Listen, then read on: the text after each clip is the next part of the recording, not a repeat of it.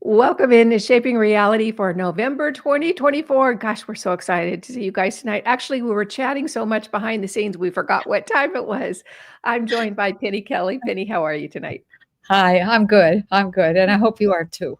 And Yeah, everybody out there. yeah. I am excited about this conversation. And of course, the last time we all got together was before the election. Now we have passed the election and we have results. And that's what Penny and I were discussing is where we're at now.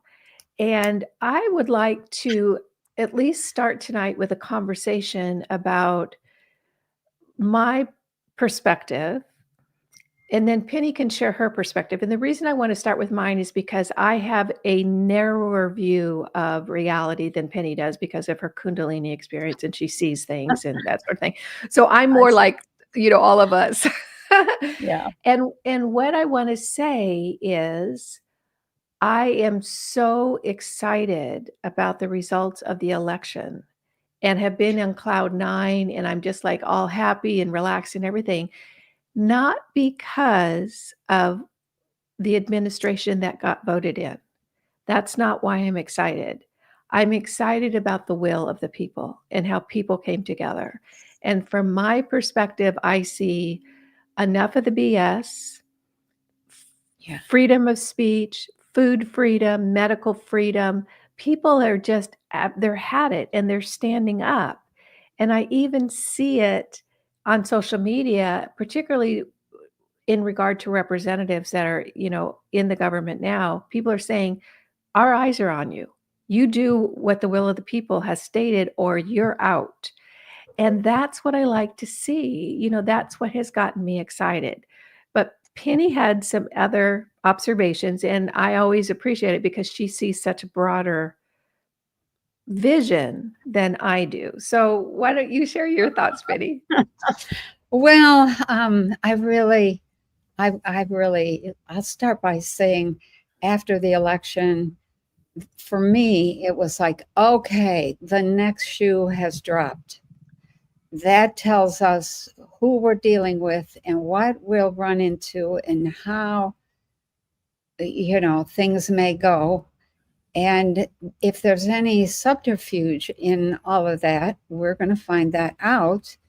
And but I was just like, oh, okay, I can take I a know. breath. I And know.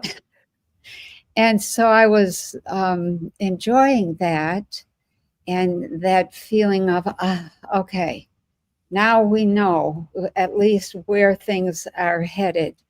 And there's still a lot to unfold, but I had this kind of a thought in my head that said, now I can relax and just stop watching.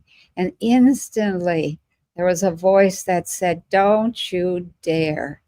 And I was so disturbed by that. It's like, what? How dare you take away my moment of breather or peace or whatever you want to call it? And it was really disturbing. I said, just leave me alone. Let me have my illusion for a couple more days. And so about 5 or 6 days after the election, I started to look and listen. And there's things that just don't add up. There's things that are being done that we don't normally do, and we don't do it that way. Not that I want everything to never change. That's not how I am. If you ask my family, I never leave things alone. I'm forever, changing something. But that the absence of normal protocol is it's beginning to catch my attention big time. Okay, so can you be specific about that? Like, do you have an example of that? Well, a couple examples. I think probably the biggest example is that Donald Trump has not even been officially elected. The Electoral College meets in December and they put a rubber stamp on the will of the people. And that hasn't happened. And then following that, in January, the Congress meets and they certify the election, usually around January 6th. And that hasn't happened. And Trump is busy putting people in place. And all of them are like ferocious Zionists.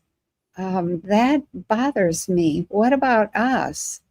I mean, I know that Trump is reputed to be very pro-Israel, but something's not right. Something doesn't feel right. I want it to feel right, but it doesn't, and so that's a big thing. The only person that isn't, grossly pro-Israel, and he is pro-Israel, but he's not. That isn't his main focus, and that's Kennedy, Robert F. Kennedy Jr. He has said Israel's good country. I don't know much about Israel, but I do read and I do watch and I do listen, and I don't like what they're doing, but that's I don't think something is unfolding according to protocol when all the cabinet members have been selected or invited. That's, to me, that's an attempt to get your foot in the door and determine who's going to be running the country before you have the power to actually declare or nominate those people. And that just strikes me as something very weird about that.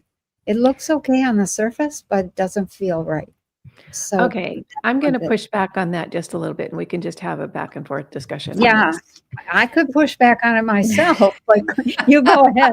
I'll play the good cop. I don't know if I'm the good cop or the bad cop, but I'll do one of them. Okay, so this is my aged out soccer mom perception, of what's going on. Yeah. Based on what I'm seeing this time around, it leads me to believe that the last time Trump was in office, he really didn't know what he was doing. Oh, and yeah. And what I'm saying is that not that he doesn't understand a good deal, not that he doesn't understand a lot of very complicated issues, but he had never been in office before. Yep. And there's so much that goes in, there's so much that needs to be prepared and ready and this and that. And he went in without that preparation. Yeah. And ended up picking a lot of people that were just horrible picks in my opinion. I know. So this time around, it looks to me that he's understanding the importance of the team and getting the team in place early. And I also do think that he is posturing to the rest of the world by bringing in this team and saying, look, this is what's going to happen in the US and things are going to change. And he's being proactive. Yeah. So that part, I understand why he's coming out with these picks so early, because he understands the importance of preparation because of what happened last time around. So that's how I see it. I don't look at it as. Let me add to that. Let me play on your side for a moment. I was listening to Mark Levin. He's just, to me, he's just an amazing analyst. He's brilliant in his analysis of so many things. He's looking at who Trump has been selecting, and he's like, look, and he read through the entire set of names and ages of the kids that set up the Declaration of Independence and signed put together the early Constitution and all that. And they were they were all in their 20s, 30s, and 40s. And there were a couple that were in their 60s. And then there was Benjamin Franklin, who was like 20 years older than all of them. And he was 81. And he was probably the wisdom guide, in that whole process. But what Mark pointed out was that these are all kids that have shown or demonstrated this amazing gift or ability or insight or whatever, and and they need to be, I think, from Trump's, according to Levin's analysis, they need to be given a chance to run things, to learn from that experience, which is not easy, and to be guided by the old ones who are still there. And I think now that makes sense. I myself have said, where are the young ones that are willing to take this on? Because it's just a huge, messy, gut-wrenching, heartbreaking task to try to be running a country and all the diverse perspectives and demands and whatever. And so from that point of view, I have to agree with him that the younger group that has been called in or has been nominated they make sense. And if Trump is bringing them in and then he's working with them, Marco Rubio is an example. He was one of the people that was selected. I think he's Secretary of State. Mm-hmm. I think that's the role Trump nominated. And people were like, oh my God, he's a warmonger. He's a war hawk. And my thought was, yeah, but you wouldn't want a weak idiot in there trying to make deals with people who are threatening. You wouldn't want Melvin Milquetoast going over to talk with Saudi Arabia or Turkey and Recep Erdogan, or Putin or whoever. You need somebody who's got that, look, we're going to, excuse my French, blow your ass off the planet if you don't, make some kind of a deal with us. And so that kind of thinking might be behind what Trump is doing. But I, something just doesn't feel right. I'm not sure what it is. But I like it and don't trust it at the same time. Right. Well, I want to talk now about the things that I see that are really encouraging for me. Yeah. And that the overarching position is that we're not handing over our power to one person. This time around, we haven't elected our savior. What we have done is said, this is what we want, on this planet, in this country. Right. We want freedom. We want medical freedom. We want the poisons out of our food. We want the poisons out of our sky. We want clean water. This is what we want. And however we need to get it, whatever the pathway is to get it, that's what we want. I don't see people sitting back and saying, okay, Trump's in, daddy's home, everything's all better. No, people are like, this is what's going to happen. And I like the fact that my opinion is that Trump really knows how to make a deal. He's a deal maker. He does. And he knows how to make a deal, but I don't know that his skill set goes much beyond that. Kennedy really understands the health issue and the corporate capture. Yeah. I think Matt Gaetz is going to be great as Attorney General because he understands the corruption. I think if Kash Patel gets in there, that's going to be unbelievable. Amazing. So I like the fact that it's a team that's coming in, other than a savior's going to fix it.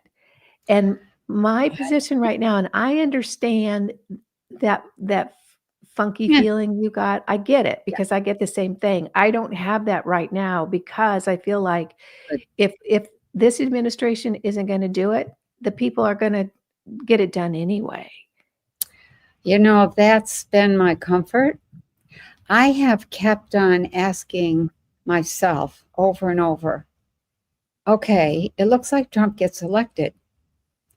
One of the scenarios that kept coming up, and I don't know if I mentioned this on this show or not, but Trump gets elected, then he gets taken out. Either he goes to jail or he gets taken out, killed. And what we discover is that the Trump that gets taken out was not the real Trump. Yeah. And then there's this, what the heck? You mean you have been fooling us all this time? People are not going to be patient. They were at a breaking point as we came up to this election. We need a little bit of a breather in order to okay, it's going to be all right. It will be all right. I think it'll be all right because we have learned so much and we are still watching. And if it turns into something absolutely wonderful, okay. I mean, I'm more than ready for that. If it turns out that there's more to be learned and we elected Trump, we wanted that lesson. We wanted, because with the lesson comes power and wisdom and grace. And so it'll be okay no matter what. But one of the things that I've tried to fit in, like, where does this fit, is this talk by Martin Armstrong, over and over again, saying it's going to be a war. Why would there be a war if we just elected the perfect president, the guy that we wanted? What's wrong with that picture? So there's some missing pieces in there yet. And in the meantime, I'm kind of like you, just celebrating, just trying to look at, okay, where do we go from here? What is it that we want? It bothers me that the timing of permission, Biden gives permission to Zelensky to use long-range missiles on Russia, and Russia's saying, tut, tut, tut, you will be considered the enemy having joined the war if you give that permission. So, what, that doesn't fit. Right. So we're really needing to continue paying attention. But by gosh, if we could just have this next 6 weeks to just enjoy the holidays. I know. And enjoy it's been such a long 4 years, the stress. Yeah. And I think that we're just, I just don't even think that we realize the amount of stress. So here's a point I want to make about, and I was talking to some girlfriends about this. So we have stood up as a people. Yes. And you said somewhere, and I don't remember where it was, but you said we need to never give our power away again. Yeah. And I feel like, okay, I don't think that's going to be a problem, because it's like, once you have that growth, once you see it, you can't go back to wimpydom again. Right. You understand your power, and power grows on itself, or confidence grows on itself. Right. So when you're looking at, and I feel so funny talking to you about this, because your perceptions are so much broader than mine, and maybe you have memories of other civilizations that you've been in. But when you're looking at a little, so we're an emerging civilization. We're a young emerging civilization. You don't go from emerging to mature in one election.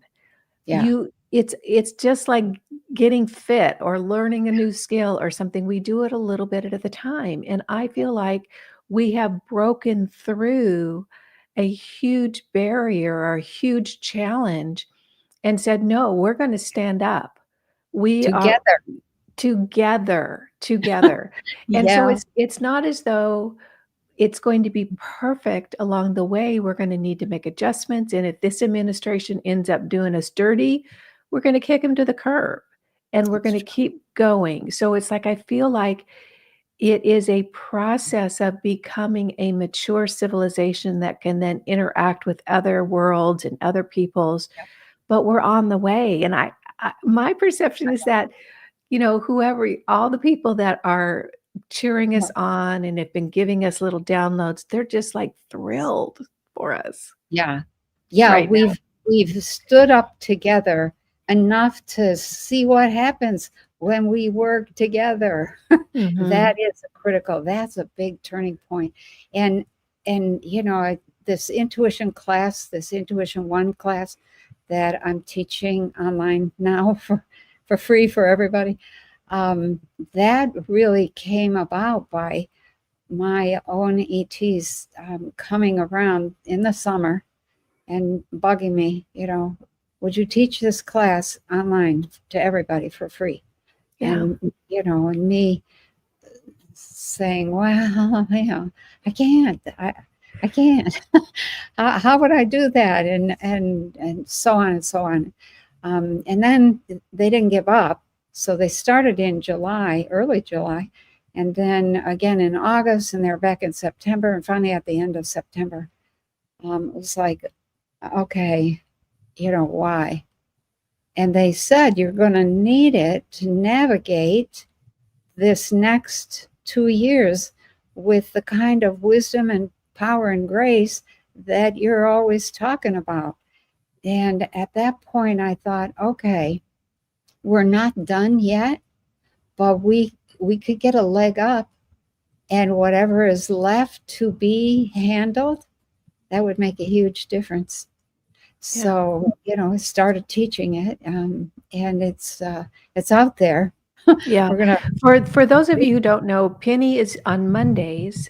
Penny is teaching Intuition One on Jean-Claude's channel, Jean-Claude Leon Mystic, and it's on Rumble and it's on YouTube as well. It's at 3 p.m. Eastern Time on Mondays. No, 2. 2 p.m. Oh, okay. Yeah. Totally free. And it's something that just can't be missed. So make sure you check that out. And you're going to be doing it for a year, right? Yeah. There are 12 videos in the Intuition One module, in the Intuition One class. And so we're releasing one video each week. And then Jean-Claude and Janine, myself, and whoever else we invite this week, it was Coco, might be Coco again next week. But we talk about what was that exercise about, or what did we learn, or why was it important to know that. And we talk about our own personal experience in having to deal with when consciousness awakens, because it's a pretty gut-wrenching process sometimes. You can't lie to yourself anymore, and all your illusions go out the window, and there you are facing the stark truth. And if you set your life up according to your illusions, the whole thing falls apart. And that is absolutely traumatic. People make really bad decisions under that kind of stress. So we're hoping to stretch it out and make it easier for people to get in the groove of listening to that wisdom from within. So we'll see how it goes. So is what you're saying that more people are going to be having a Kundalini experience? Not necessarily, but they're going to hopefully open to the fact that they are naturally intuitive. Yeah. And if they can learn to listen to that, and what happens in intuition is that, let's say you're going to do something. I'm trying to think of an example here. You're going to go somewhere. You're going to have a trip. Let's say you're going to go to Mexico for a week vacation or 10-day. And about a week before you're scheduled to leave, you have this dream. It's a terrible dream. You dream the plane goes down, or somebody dies, or whatever, and you're struggling, and you can't, something really disturbs you, and you remember the dream. What is that? What's the message there? What do you respond to? What if it's a vision? What if it's a voice? If you're visual, you're going to see a vision. If you're auditory, you're going to hear a message. If you're kinesthetic, you're going to feel the difference. And so I think there's this really important kind of knowing that has to happen in terms of, I'm just going to say, letting yourself respond to what that inner knowing is. And if that can happen, we can all become a much wiser, much better, much more graceful, much more powerful group of people, and can begin to move toward higher dimensional consciousness, a better world. You get into some of those higher dimensions, things happen a lot faster. They're more responsive. And there's more beauty, there's more health, there's more truth. There's more, it's makes a huge difference. So yeah, we're coming to a time or a place where I think, I hope we'll be able to navigate this next year. What if Martin Armstrong is right? What if there's war? What would we be fighting about? We would be fighting for something, something that we have discovered we can fight for. We can make something happen. So that's really what I Well, hope. let me ask you this. You know, when I follow Martin Armstrong as well, and Yeah, Socrates is almost never wrong. I don't think I know. Socrates has been wrong. That's his computer if you don't know I him. know. Yeah. If a war ends up breaking out, my perception is that it would be a deep state, you know, operation in order to try to tear things down, not necessarily that we went into war with a purpose of taking over some country or Okay. some other stupid thing like we've been doing for the last, 60, 70 years. I But, know. it's like and to be Oh, honest with you, I am a little bit surprised, and if I'm suspicious about anything, it's how quiet the deep state has been since the election, oh, you you bring up know? something. Yes. Why? Why? What, right before the election, when there were certain moves being made in terms of Kamala Harris, and I remember thinking it almost looks like they're trying to make sure that Trump gets elected. Why? They've got some kind of sneaky plan that takes advantage of the Trump election. I don't know what that is, but it just didn't, all the moves that were being made by the Democrats were like, what are they doing? It's almost like they are pulling themselves out. And the other day, was it 2 days ago? I saw a thing and I thought it must be fake or false. Kamala's going to step down. I'm like, from what?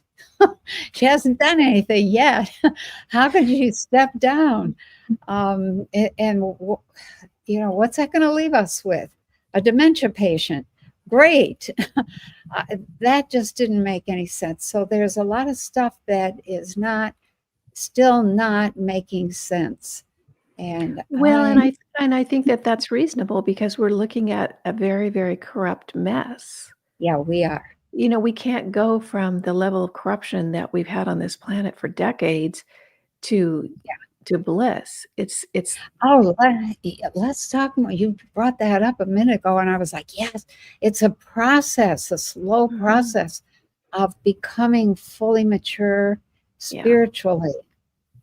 And the full spiritual, thing is really when you mature your real self.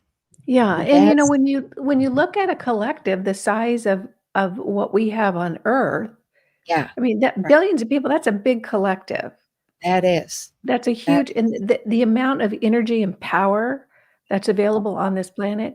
But Yeah, when you look at a collective like this that has been under attack by a negative off-planet source yep, for so long, right. we have, in my opinion, we have so much emotional damage. People We do. are fearful. Their brains are twisted. Yep. They believe in They don't ridiculous trust. they don't tr and why should they? They That's right. believe in ridiculous stuff. They're off balance emotionally. They're not emotionally healthy Yeah. because we've been messed with for so much. So it's like Uh, we've got a long way to go, but we have so much potential. And I Mhm. feel like this election, just because of the huge mandate of the voters, I Right. feel like, okay, we have decided that we're gonna do this. Yeah. Yeah. That was actually the big underlying message that I took from it is, okay, we're going for it. We're going Mhm. for the consciousness, for because I said so Yeah, kind of yeah. thing. Oh, hell no. You Yeah, know, this is not a shoe, folks. This that's is right. not a shoe.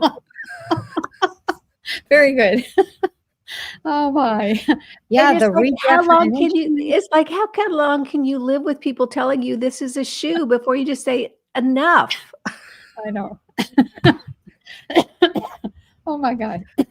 Yeah, that is So, so true. And everybody has been messed with. It's a nice yeah, way of putting it at the mind level, at the heart level, and at the physical level. Oh my gosh. If there's one thing that I love about Robert F. Kennedy Jr., he yeah, really gets it in terms of health. yeah. So And I think it's, he understands the broader picture too, that we're dealing yeah. with, you know, some Oh, funky stuff, yeah. you know. I'm getting ready to teach my Getting Well Naturally I class this know. coming weekend. Yeah, Mhm. and I'm so excited. That it's something that the science keeps changing, and therefore the information about how to heal keeps getting better and better and simpler and more clear and more doable by us without, having to have a $7,000 medical insurance policy that has a $7,000 deductible. And it doesn't account for half of the stuff you really want to do. So I just think, okay, we're going to get there. We're going to make it. We have people that are interested in getting healthy, and some of the new information. I need to revise my book again already. So Yeah. I just wanna make a comment here, personal comment. I have not had health insurance in over 20 years. I good for self-pay. you. I probably out of pocket in the last 20 years, I've maybe paid $4,500 Oh in wow. medical expenses. Yeah. So it's like what that shows me, and I have a couple girlfriends that are my age, I'm 68, who are the same way. They don't play the game That's because you right. get in that system and they don't wanna let you out. They wanna do another test and then do another this and to do oh, and you might have this, and then you gotta take this drug. It's Oh, such a sticky system. It's a loose factory in my mind, and to me, it's like a total money scam. I mean, yeah, it it is. imagine if I had been paying premiums for the last 20 years, it would be thousands and thousands and thousands and thousands of Yeah. dollars, Yeah. you Right. know? Yeah, So if you figure, the average individual pays what, 400, 500 a month, something like that, for 12 months times 20 years. It's like, yeah, and oh my, I went and had this one little thing done. I had a little thing cut off my yeah. face, and they said, "Okay, well, that'll be $1,850." And I said, "Well, I'm a self-pay." And they go, "Oh, okay, well, it's $725." I know, that's another thing. You pay a lot less if you're paying by yourself, Yeah. because it costs them a fortune to do all that paperwork and pay the Mhm. people to keep on submitting to the insurance company and track all of that. So they don't need that when you just pay. So I have not had insurance for almost 20 years as well. Yeah. Um, and before that, I hardly used it because everything I wanted to do was not covered. Yeah. So it's like, Yeah. okay, I'll pay for it myself. Yeah, Mhm. there's Yeah. a lot of good stuff is happening. I would love for the food system to change. I mean, And I if think that that's one of the most pressing things, or at least that's what I'm seeing out there right now. People are like, they're done with the food thing. oh my gosh.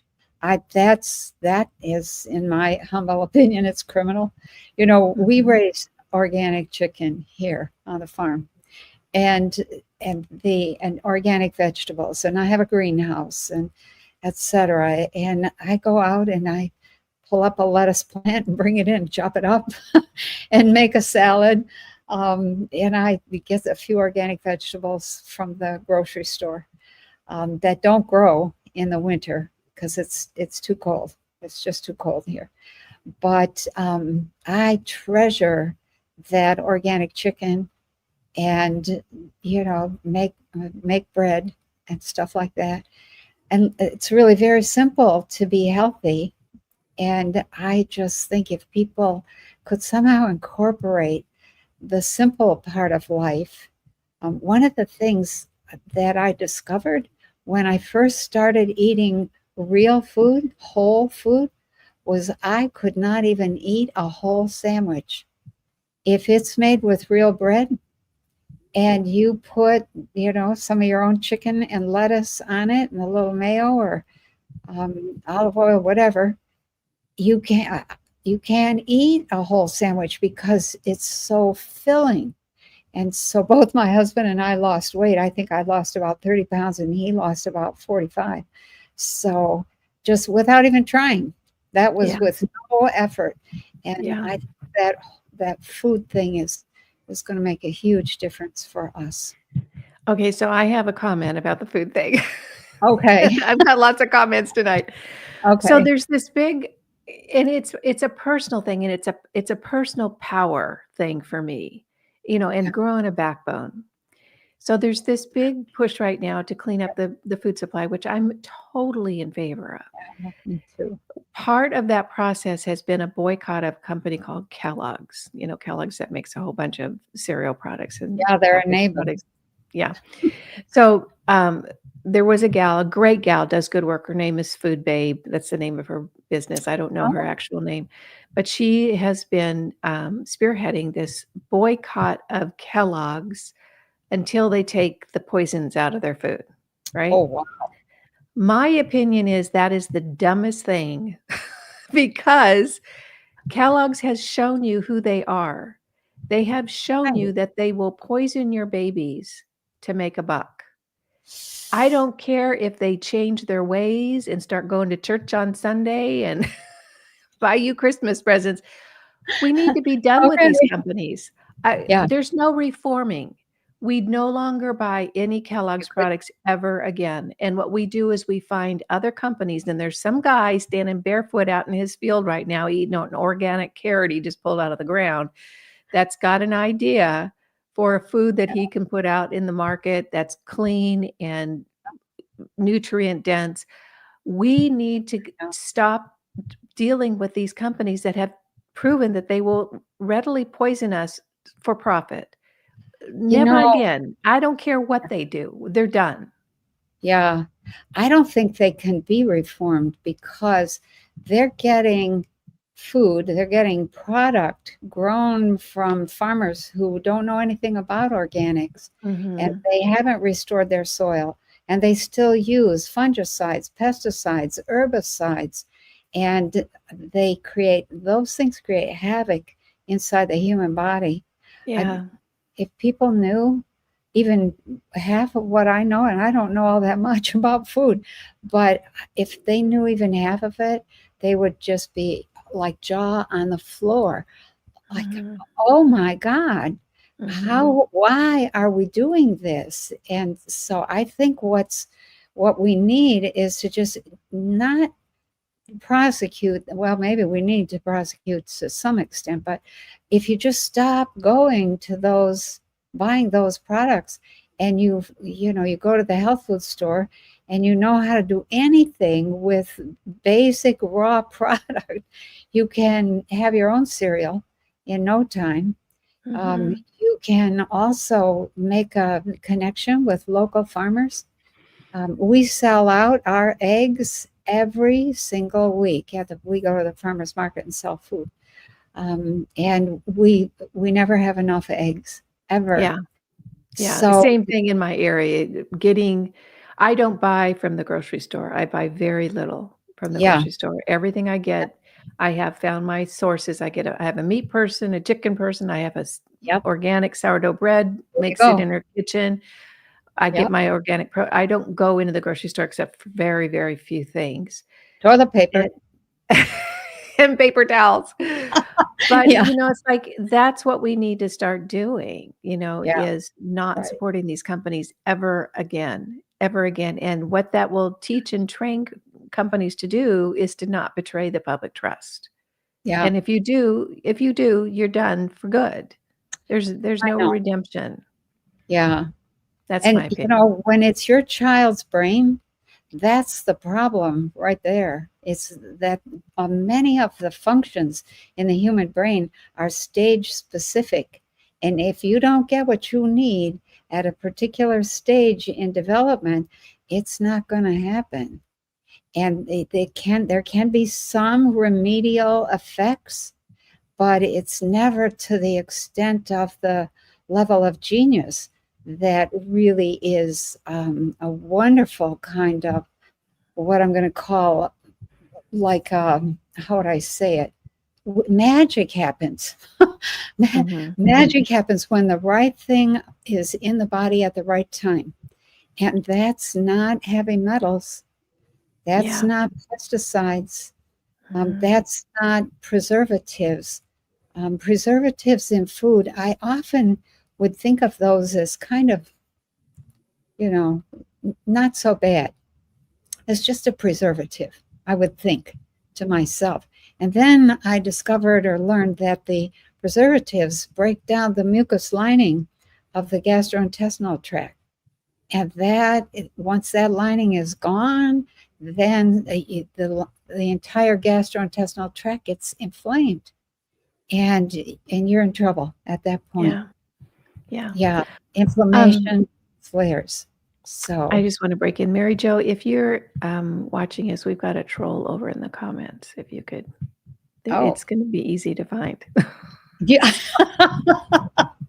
Get lost, whoever you are. Good I God. know. Get a life, for Pete's sakes. Yeah, for God's sakes. Okay, so food is definitely the hot button. I do feel like I've, I Kennedy is just such Yeah, an amazing man. And I do feel like he has a passion for making sure that, yeah. we get back to a place where, we can eat our food. And, it's like I have a girlfriend who just got back from Italy. She ate everything there, you know, pasta and ice cream and sugar, which she cannot eat in the US, you know? Oh, yeah, we have so much stuff that's in our food that irritates the bejabbers out of the system, and you can't eat some of that stuff. As tasty as your tongue thinks it is, you're going to pay.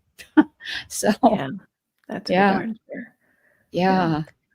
So Okay, so I wanna I hesitate to bring this up. Maybe I okay, shouldn't. okay, okay. Well, go ahead, go for it.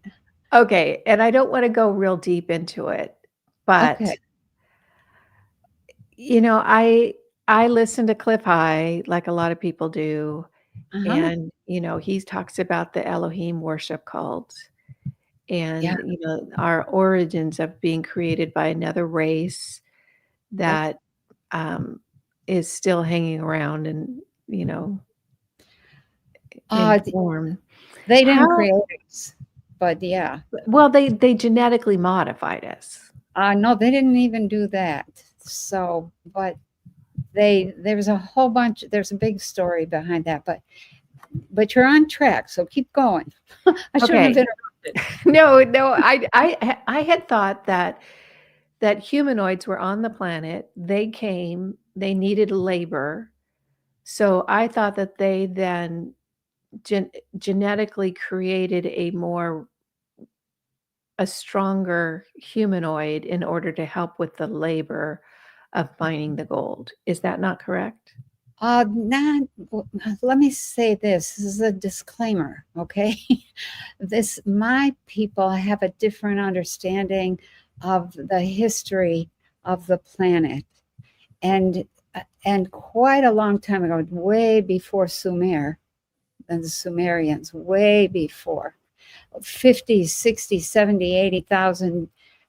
Even, we started watching the planet back in, I'm going to say 350,000 to 500,000 years ago. Um, and there was there's always been activity and civilizations here.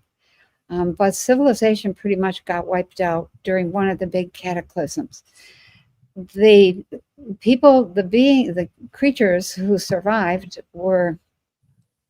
they were up on two legs, but they weren't really human in the sense that we are human. And so there was some fighting.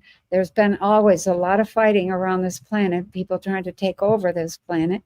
And that fighting resulted in a group of people here hanging around trying to repair their ship, and they needed to come down and get some metals and some raw materials to work with. They're the ones who were here and who eventually modified or did all of the basic genetic work to make us into full-blown humans. And they had a lot of experiments that they did before they got something that they thought was reasonable. And then, and there were several different, I'm going to say versions of humanoids that they created, that they then needed other DNA. And so they put out a call, and people came from everywhere.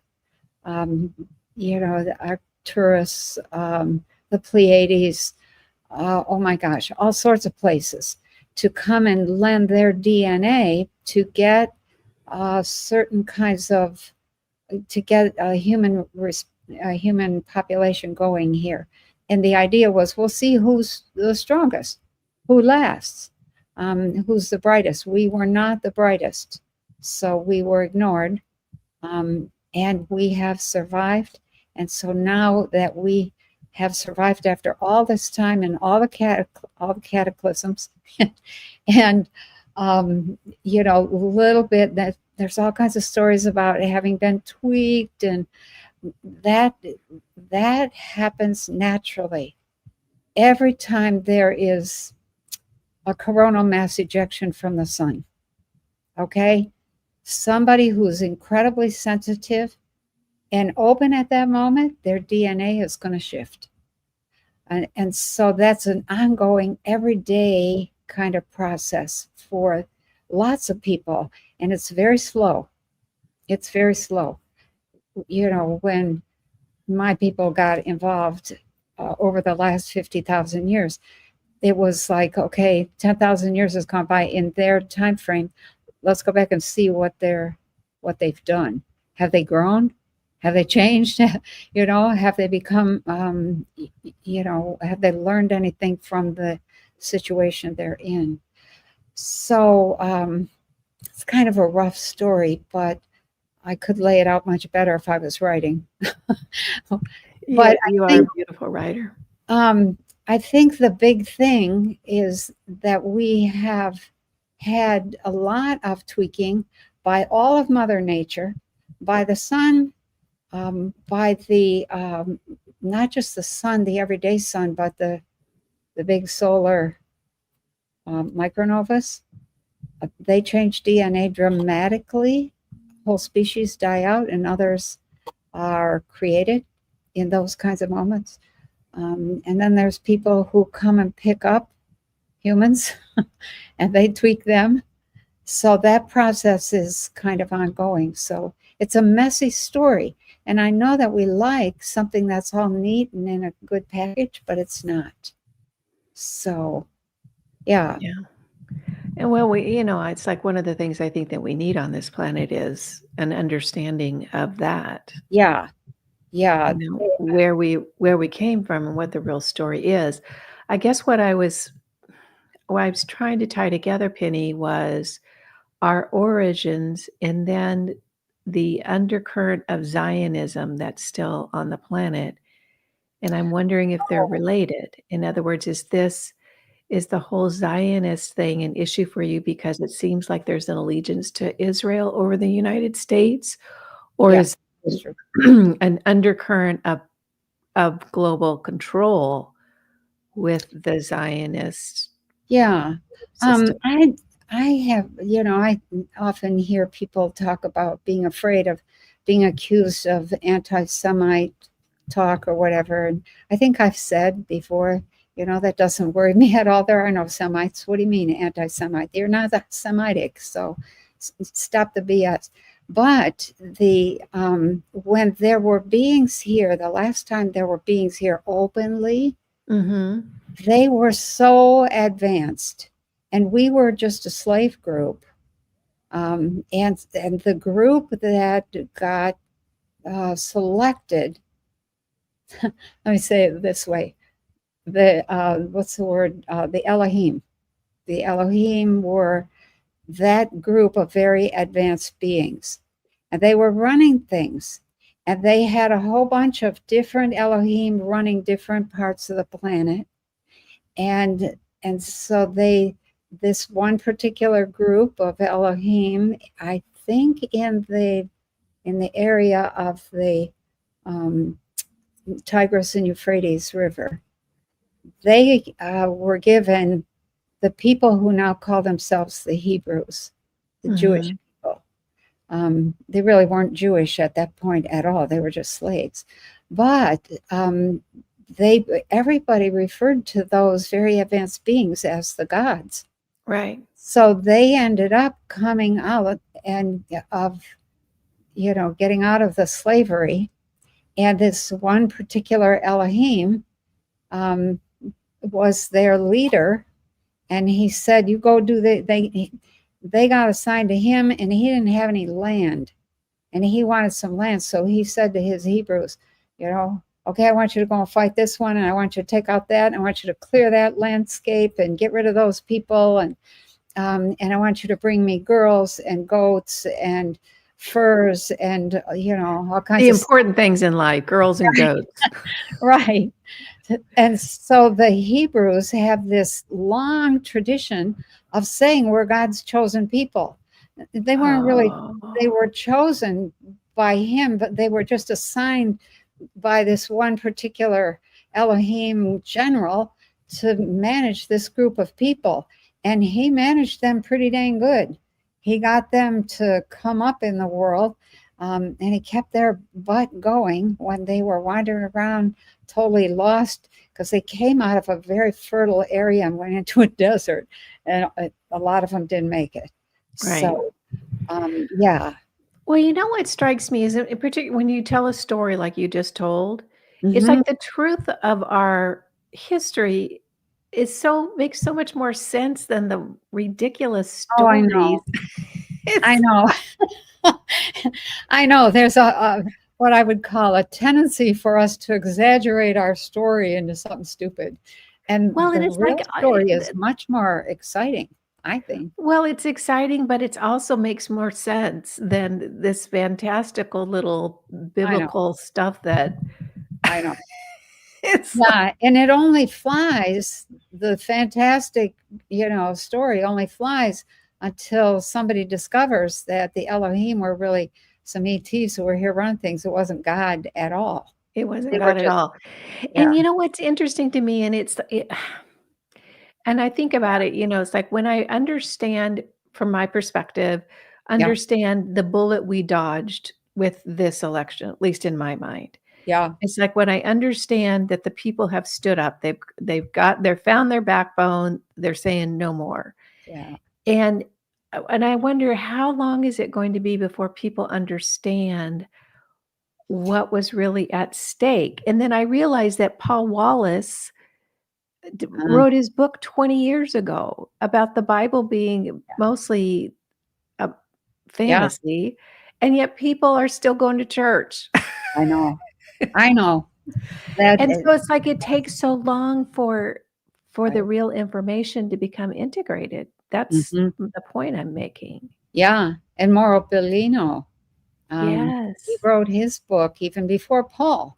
And it's like Dr. Levengood said, it takes 50 years for scientific truths to filter down into the population. And in the meantime, people suffer. But don't you think that that's part of the challenge that a civilization, an emerging civilization, has to incorporate new information more quickly? We don't have Yes, 50 years for I people know. to catch on to all the things that are going on right now. I know. I mean, Yeah. it should take 12 months. You would think, I would think that it would take 4 days. So, Put it out um, on the internet, everybody reads it, we're done. We're moving on to the next thing. oh my gosh. Yeah, it's probably a bit of an exaggeration, but there's a lot of people who are afraid of change. They build their life around a structure. If anything threatens that structure, they feel like they don't know what to do. Yeah. And we don't have a culture of flexibility. We don't have an attitude of openness. We're very, very defensive. And and this is going to sound so crazy, but it's true. When you destroy the the matrix of living organisms inside of you that produce and affect your consciousness to a huge extent. I mean, you already are conscious, you have awareness. But once you get into this body, all of the stuff that the body is made of impacts you. It's just like if you go, like when you used to, I'm in the Kalamazoo area. When we first moved here, if you went over toward the paper plants, there were plants on one of the roads that produced millions and millions of tons of paper for the world. A lot of them have closed down, but the smell was ungodly. And I was like, how can people live here? Oh my God, you couldn't smell anything other than this awful stink. So that impacted people. When you go into, when you breathe other things, it impacts you. When you eat things, it impacts you. The microbes, the minerals, the vitamins, the bacteria that you have inside of you, all of those influence your consciousness. And we don't pay any attention to that. We're like, oh no, and it just, we think we're in control of our consciousness. And most people are so out of control, it's really sad. Yeah. Yeah. So we are not in a place where we're not quite there yet. We're getting there. We're I think getting there. Yeah. we'll get there. And it is a slow process, and the information comes in. It changes us a little at a time. And so, I say to people all the time, be open, investigate, be curious, be like a cat. And sometimes people are, but a lot of times they're afraid. Yeah. Yeah. Yeah. That's true. I guess I'm a little bit more optimistic in the sense that I feel like it's going to be slow and then it's going to speed up and speed up and speed up, and then it's just going to just be like, wow, I everything know. is different. I And know. it's like, I think it's like once you stand in your power and Yeah. it feels so good and it feels so right, it's like you want more of that. That's right. That's Hmm. right. I tell people when they come into my classes, once you start, you won't be able to stop. It's It is true. so exciting. It is so reaffirming. It is so empowering. That journey into the self, there is nothing like it. Hmm. And once you start that, people are just like, I can't stop. This is amazing. How come I didn't know this before? Yeah. Well, what can I say? You were designed not to know it. Yeah. Yeah, there's a lot of obstacles in the Mhm. way. We're learning. We're getting it. Yeah. Yeah. Okay, so as we're wrapping up here, and we'll be back in a month. Yeah. What can you I know that you are a little cautious about what's going on right now. Yeah. What would you can you give people a couple, 3 things to maybe think about or just to be aware of based on your broader expanded perceptions of what's going on? Okay, the first thing I would say would be like, Kimberly and I were talking about bring the champagne. Let's celebrate having at least a little bit of a breather. Find some way to just relax. That's the first thing. Take advantage of this in between times.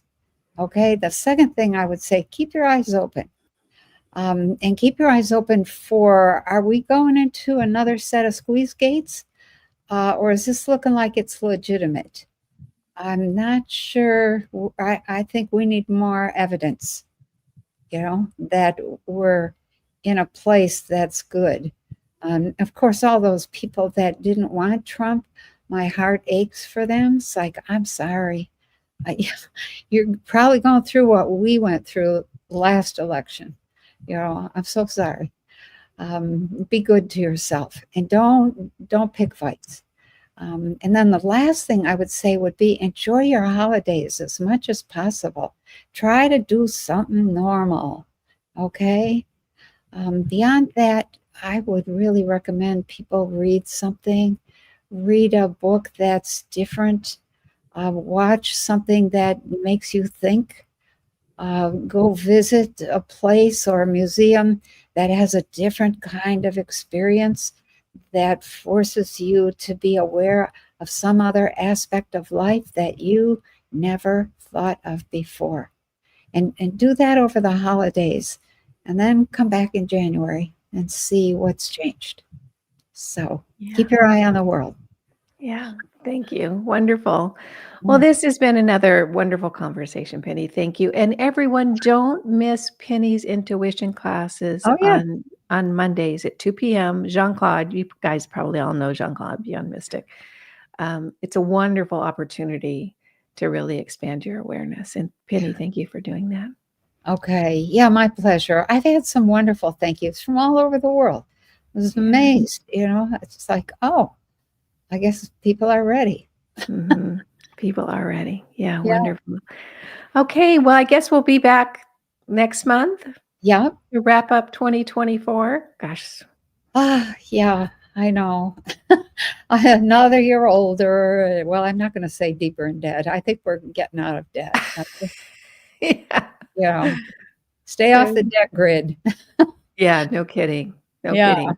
All right. Okay. Yeah, we kind of ranged all over the place. I hope it was coherent enough for people to follow. Yeah. But yeah, that's the nature of conversation, I guess. Yes. Mm. Wonderful. Well, Yeah. thank you so much. Yeah. And thanks Thank everyone you. for joining us. Yeah. Thank you to everybody out there. Happy Yeah. Thanksgiving. Yeah. Yeah. Yeah. So you have the button on your end. Okay. All right. See you next time, everyone.